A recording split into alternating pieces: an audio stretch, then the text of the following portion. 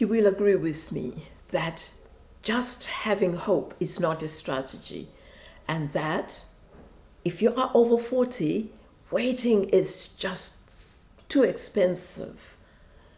You may have goals, you may have plans, you may have dreams, you may have aspirations. However, without a vehicle that is going to take you deliberately near where you want to be in 2026, you might as well forget it.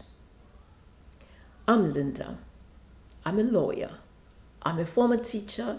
I'm a coach, and I've also started writing books. And that is why I am sharing this information with you, because it has assisted me to move towards a desired outcome. And that is why I'm sharing this with you.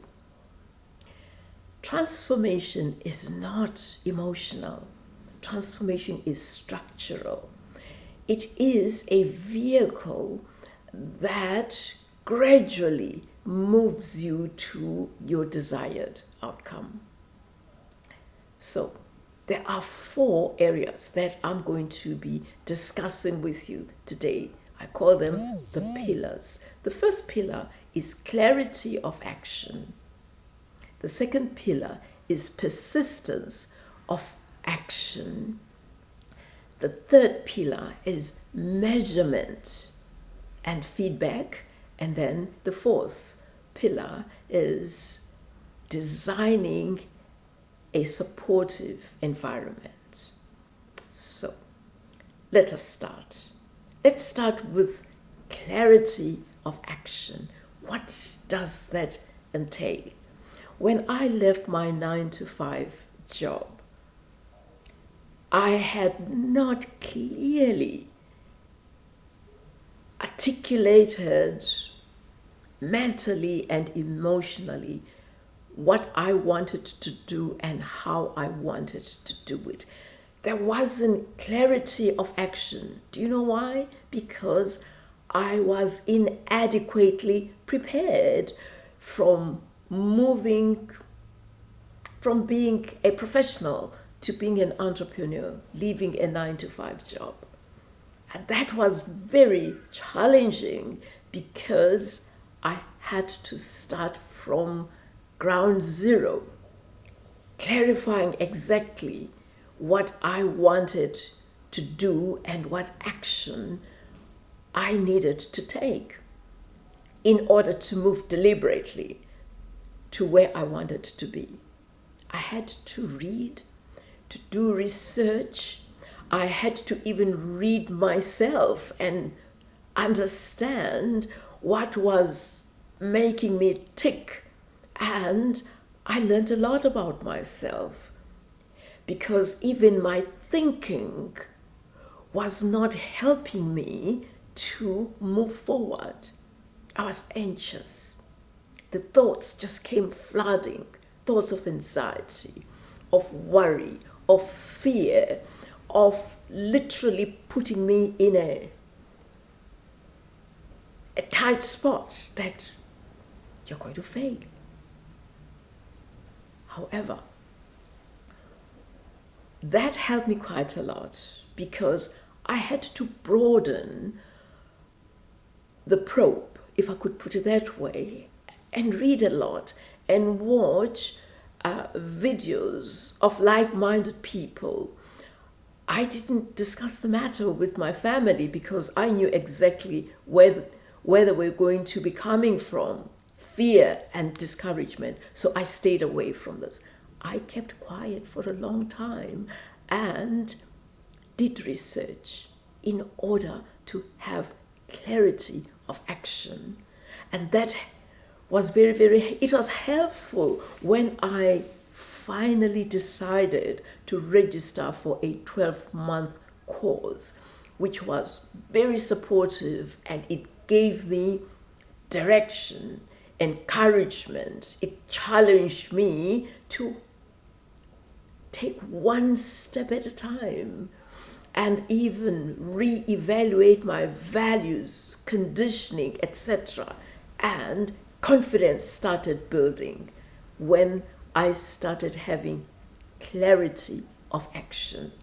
I had direction. The same applies with you. It's the beginning of the year. Do have clarity of action and don't listen to what other people are saying. Understand yourself, your thinking, and what is it that makes you tick? What is it that you find you can do with confidence? Not something that is out of this world. Right where you are, who you are, what you've been doing, even if it is gardening, if it is writing, if it is coaching, just that. It helped me quite a lot because that is how I discovered. And it was a reminder that I was loaded with experience, that I just needed to tend the experience, the lessons I had learned, whether there were successes and failures. I tend them, and then, bingo, I realized that I'm a coach, and I'll never look back. I started sharing my expertise free of charge, and that opened avenues, and I don't look back today. So have clarity of action. The second pillar that is very, very important, and it has helped me, it's the consistent action. Sometimes when we start, we believe that the results are just going to come within a very short space of time. However, do you know what I learned? I learned that it is important to be consistent with what I do, no matter how small it is. Even if I don't see the results, I was reminded of what I used to do when I was little. I would be planting seeds, bean seeds, and because I was impatient, the following day I would go and dig the seeds, wanting to see if they were germinating, until my mother scolded me. So those lessons helped me quite a lot, that I needed to be consistent about what I do, no matter how small and boring and tedious they were. I did that. And I was convinced that as time goes on, the results were going to start germinating, and germinate they did. Instead of just volunteering my expertise and responding to people, I started making a business out of that. And I was encouraged as I started coaching. I realized that I am very resourceful. I was adding value. I was sharing my experience with my students. So it was one step at a time. Even today, it's still going to be one step at a time as I am growing and I am learning every day. Therefore, the second pillar is persistent action. The third pillar, measuring every day or every week. Do you know why? Because in order to manage how you are progressing, you should be in a position to measure. Measuring leads to checking whether you are moving forward. When I registered for a gym, I remember that every 14 days my coach would measure, because I wanted the results, and it was important for me to see whether those muscles were growing, whether the fat was reducing, and it's measurement. That's very, very important. I urge you, do the same thing. Measure your daily activities. And what is interesting is that as long as you are persistent with action, the results are bound to be visible.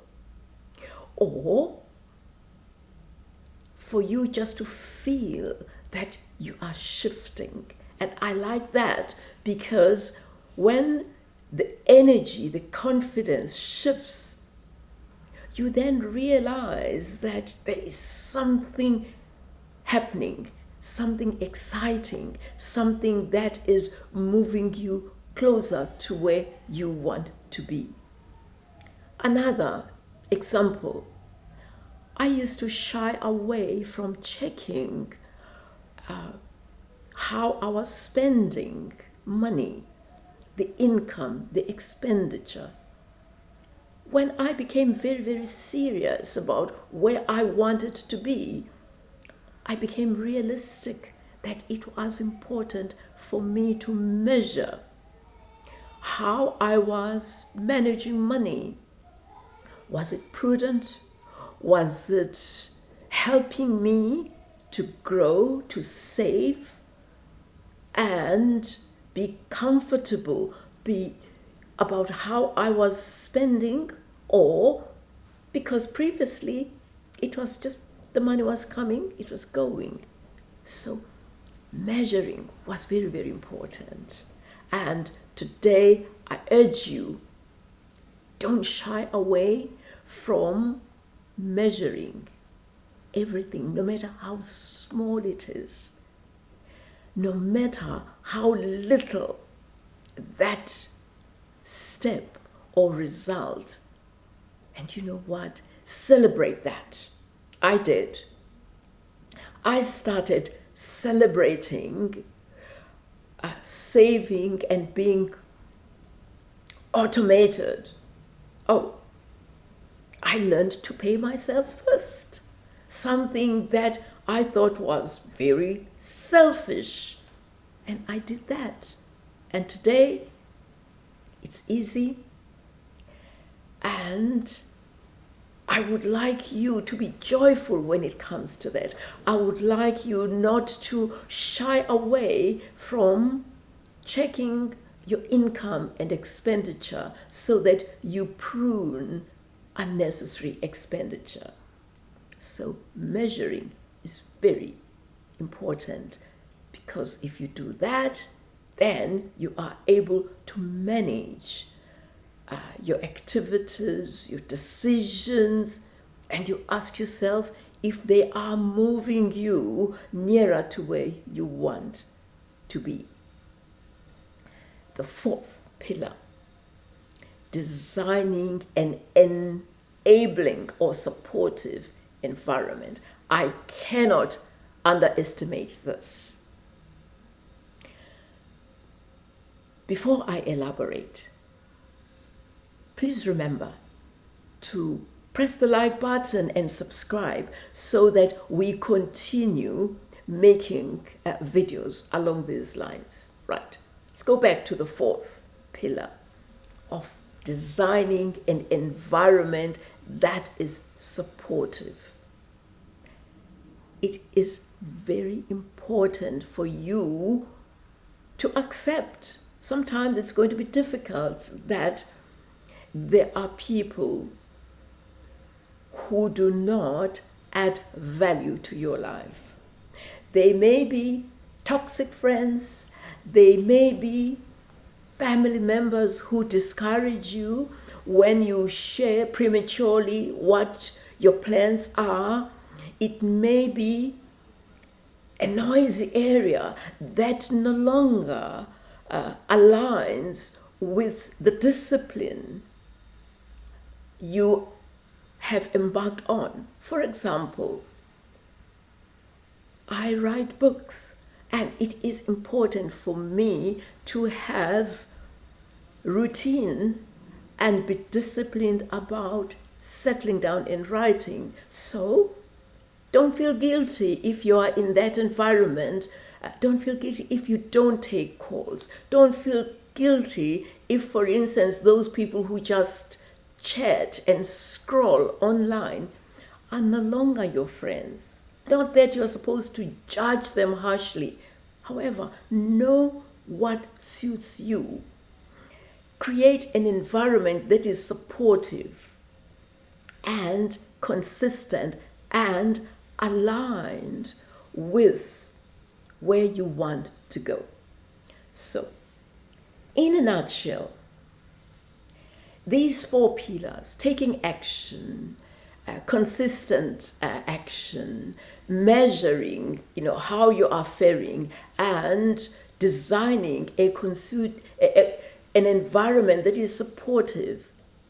These 4 pillars are a vehicle, they are a system that is bound to take you forward. I can guarantee it worked for me. Obviously, 2026, I'm going to be tweaking some things. However, it was a vehicle, it became a vehicle, a system that has been so supportive that today I can confidently share this with you to say you need a vehicle, a system based on these 4 pillars, as I've indicated. Remember to press the like button, do subscribe, and share this with other people. I have written a book, and I invite you just to click in the link below, The Unstoppable You. I invite you, treat yourself to that book because it's a workbook. It's going to guide you when it comes to some of these pillars that I have shared with you. Thank you very much for your time, for watching, and I do look forward to being with you in the next video.